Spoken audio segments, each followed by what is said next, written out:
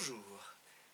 En ces temps difficiles, de grande complexité, de confusion, je pense qu'il est assez important, sinon essentiel, de revenir aux sources et aux textes. Et c'est en relisant le très grand livre de Denis de Rougemont, mon compatriote, L'amour et l'Occident, un livre de la fin des années 30, que je suis tombé sur un extrait qui m'a tout de suite fait vibrer en quelque sorte, puisque en ce moment, j'ai repris mes anciens travaux sur le chant courtois, sur le chant des troubadours. Et précisément, Denis de Rougemont met bien en perspective ce chant des troubadours avec les héritiers de ce chant, assez rares, il faut bien le dire, dans notre culture occidentale, mais qui se cristallise particulièrement dans le théâtre anglais, le théâtre shakespearien et plus essentiellement dans Roméo et Juliette, dans cette tragédie que, en général, on comprend plutôt de manière sentimentale et artificielle et extériorisée, comme si Roméo et Juliette étaient de véritables amoureux. Non, effectivement, chez Shakespeare, comme chez Échille, comme chez Sophocle, comme chez les grands auteurs, Sénèque exactement, les philosophes, les auteurs dramatiques, les philosophes, bien sûr, avant tout, peut-être, place l'accent d'importance sur la dimension symbolique et non pas sur une réalité matérialiste, prosaïque et vulgaire. Le troubadour, ce n'est pas un personnage désigné, même si on connaît certains d'entre eux qui étaient célèbres et qui ont joué un rôle essentiel sur un plan historique, mais dont l'art est essentiellement symbolique. Bien sûr, je pense à Bernard de Ventadorn, etc., ou à Bertrand de Born ou Gauselm Fédit. Mais là, avec William Shakespeare, on a un auteur dramatique qui parle aussi, qui évoque ce fameux chant courtois dans cette pièce précisément, qui fait de Roméo un troubadour à la recherche de sa dame Juliette. Alors qu'est-ce que ça signifie en l'occurrence? Ça signifie que Roméo, qui est le pèlerin étymologiquement, est dans un dynamisme tendu vers quelque chose, vers un idéal, vers le sublime, qui est représenté ici par Juliette, la dame qui n'est pas la femme, la dame qui représente l'asymptote en quelque chose vers quoi on tend et qui effectivement est très difficile à incarner.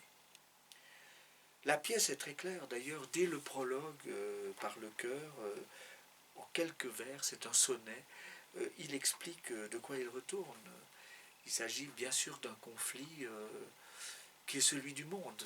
Les Capulet et les Montaigu sont des familles d'imbéciles en quelque sorte, qui représentent le monde tel qu'il a toujours été, actuel, passé, et hélas futur aussi, c'est-à-dire le monde qui passe son temps à se quereller sans savoir même de quoi il s'agit.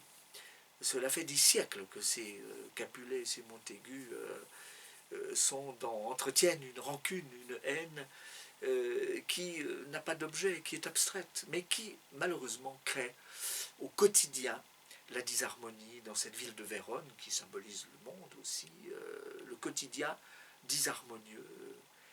Celui qu'on connaît aujourd'hui, quand on regarde le virus évidemment, mais encore plus à jour la vilenie et la déréliction, on le voit, il suffit de lire les journaux, d'écouter ce qui se dit, d'entendre les nouvelles au quotidien pour comprendre que nous sommes dans la difficulté de surmonter le conflit entre Charybde et Scylla par exemple.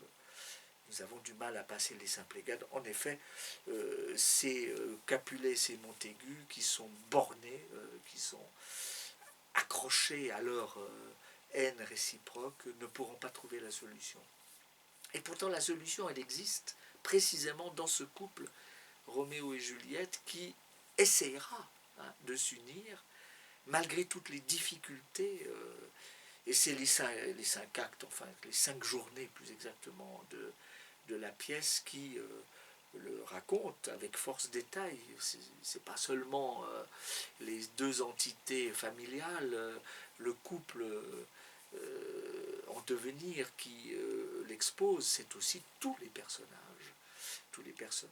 Mercutio, Benvolio, la nurse, la nourrice, le prince, surtout le prince, qui est un personnage essentiel, qui représente la vérité, en l'occurrence, une forme du surconscient, et qui apparaît d'ailleurs 3 fois au cours de cette pièce, 3 fois à des moments très précis, pour justement rétablir l'ordre, mais l'ordre non pas au sens moralisant, au sens policier, militaire, dictatorial, l'ordre au sens cosmique, en quelque sorte, puisque, comme le dit le chœur au prologue, pendant le prologue, le couple en question est né vraiment sous la mauvaise étoile.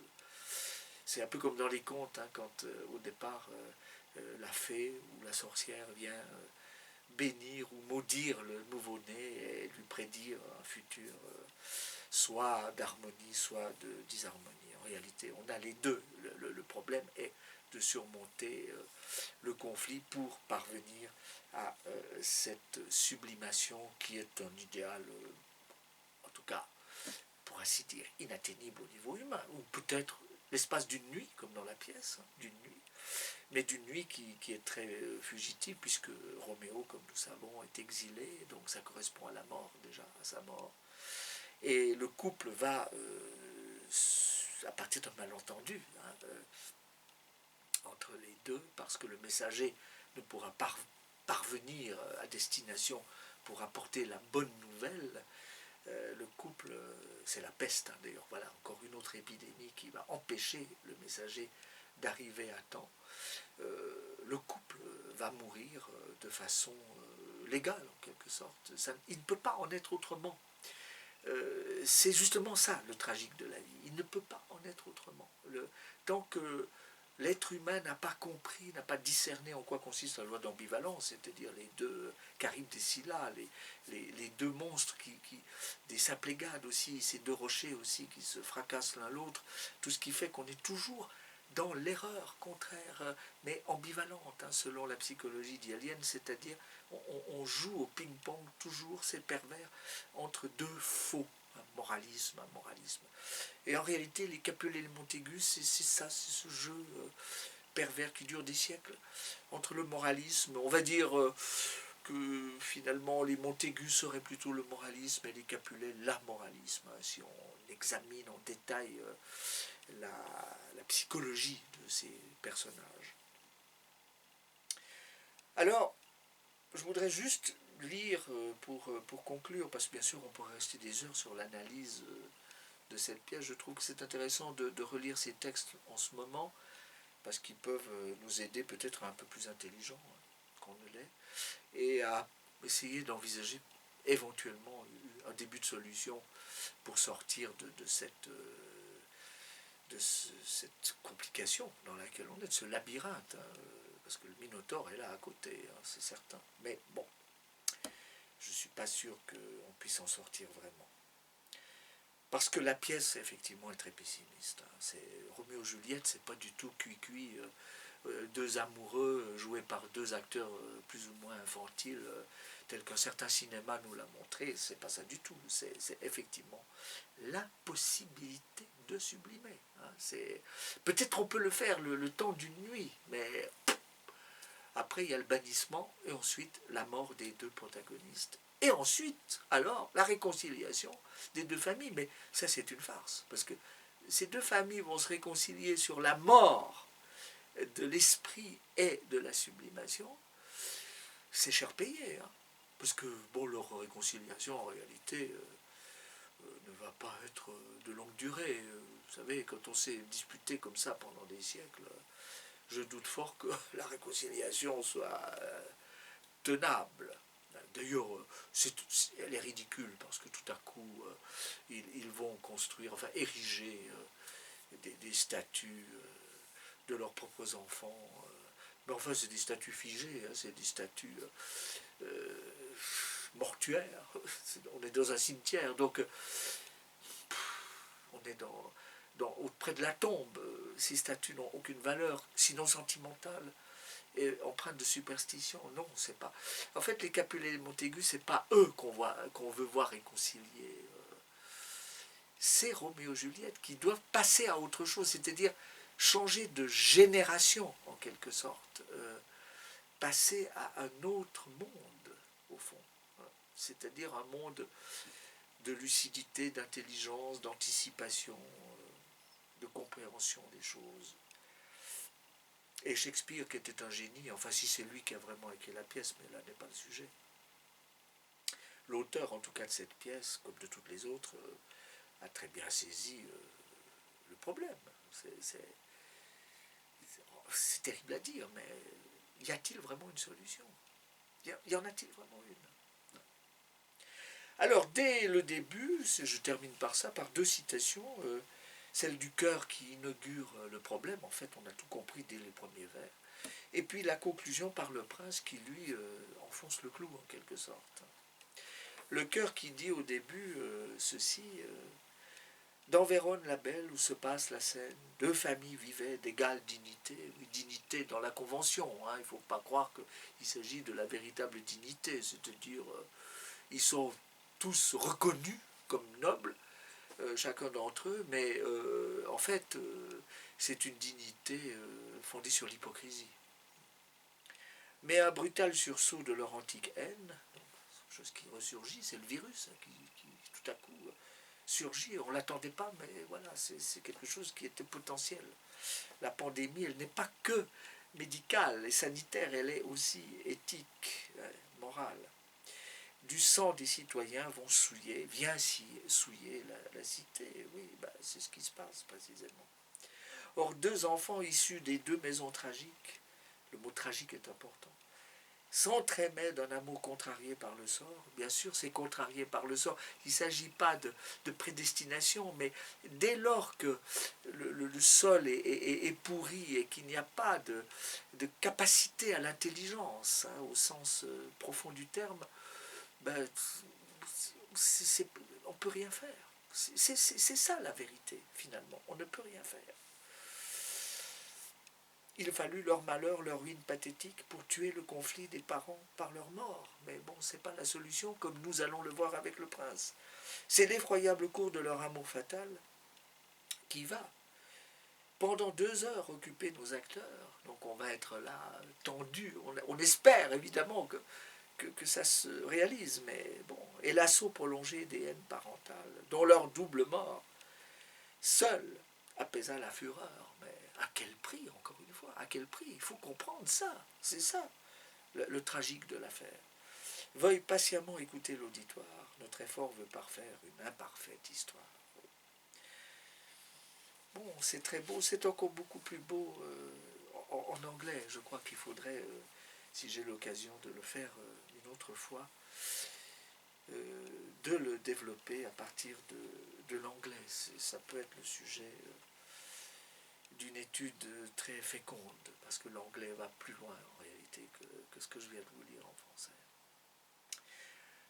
Et la conclusion de la pièce par le prince, donc auprès de la mort de Roméo et de Juliette et de ces deux Capulet et Montaigu qui sont là à pleurnicher en quelque sorte dans leur pseudo-réconciliation, qui ne doit pas nous illusionner, hein, c'est certain.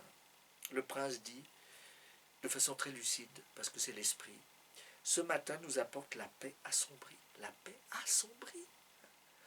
C'est ça, glooming en anglais, glooming.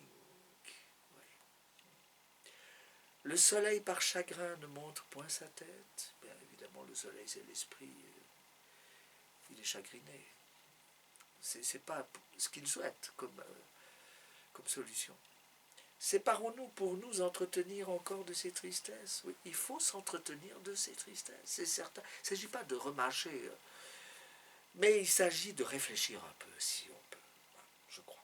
Les uns sont pardonnés, d'autres seront punis, car jamais il n'y eut plus douloureux récit que celui de Roméo et de Juliette. Oui, c'est douloureux, parce que, en fait, le pardon d'un côté, la punition de l'autre, en fait, on est dans l'ambivalence, hein, parce que c'est un pardon fallacieux, la réconciliation des familles, Et la punition c'est le moralisme, disons, de certains qui tous les matins